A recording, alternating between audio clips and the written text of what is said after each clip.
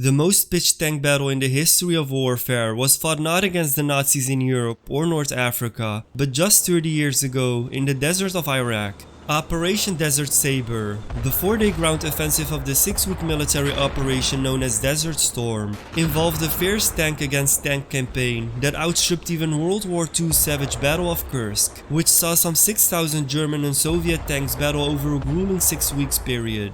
The Battle of Kursk was bigger, but no battle ever occurred before or since Desert Storm in which more than 3,000 tanks plus thousands more armored vehicles fought in the course of not quite 36 hours.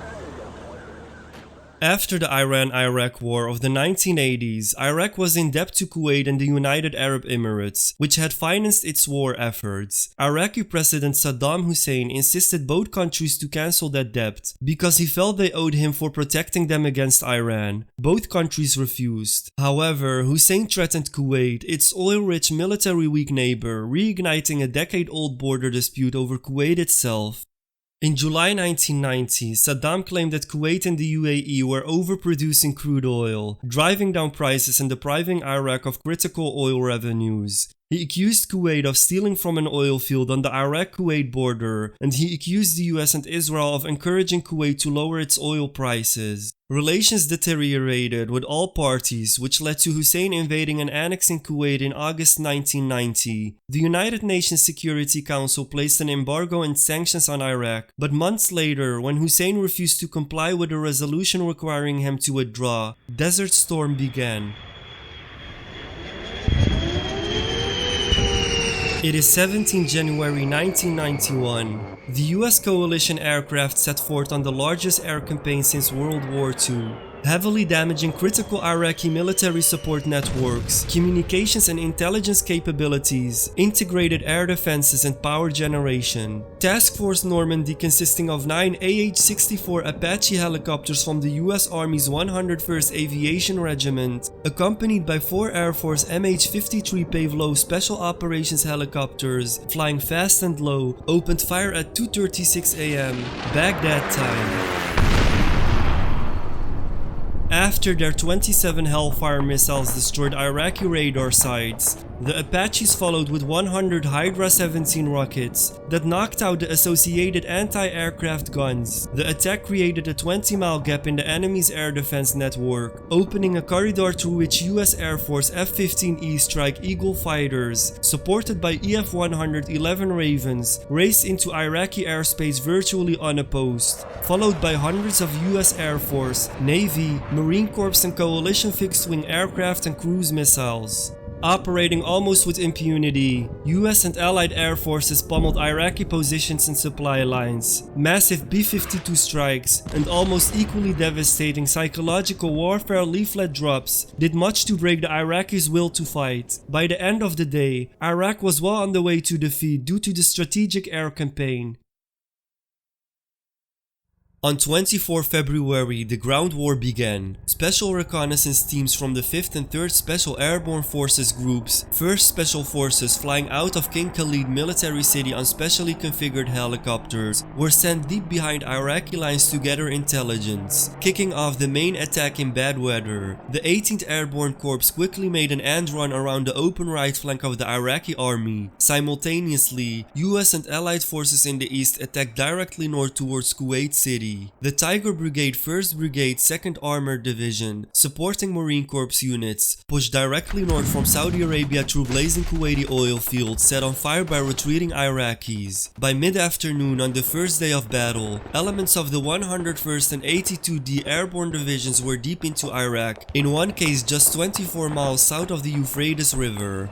Due to the speed of the Allied advance, the 7th Corps began its attack ahead of schedule early in the afternoon on the 24th, penetrating the minefields to their front. US soldiers from the 1st Infantry Division overran Iraqi positions within a few hours. The Iraqi troops, tired, hungry, physically and psychologically battered, began surrendering in droves. The next day, the 1st Armored Division quickly crushed the Iraqi 26th Infantry Division. As the 7th Corps pivoted to the east, the 24th Infantry Division's heavy armor moved rapidly northward, meeting sporadic resistance from demoralized Iraqi troops.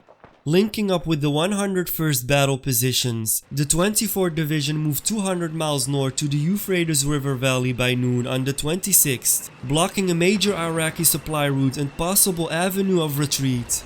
In one of the most decisive actions of the war, the 7th Corps, moving directly east with 3 heavy divisions abreast, attacked the elite Iraqi Republican Guard units. Late in the afternoon on the 26th, the 7th Corps hit elements of the Tawakkalna division in the Battle of 73 Easting.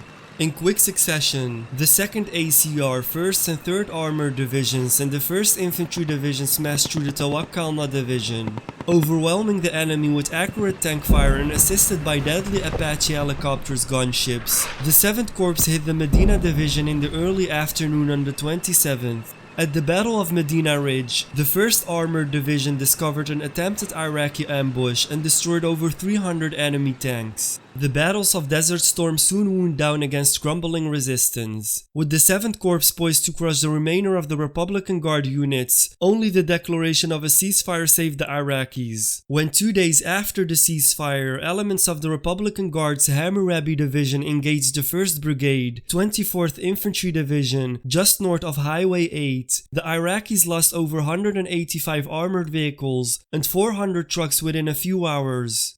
In 100 hours, US and Allied ground forces in Iraq and Kuwait decisively defeated a battle-hardened and dangerous enemy. During air and ground operations, US and Allied forces destroyed over 3,000 tanks, 1,500 armored personnel carriers, and 2,200 artillery pieces along with countless other vehicles. This was achieved at a cost to the United States of 96 soldiers killed in action, 2 died of wounds, and 105 non-hostile deaths.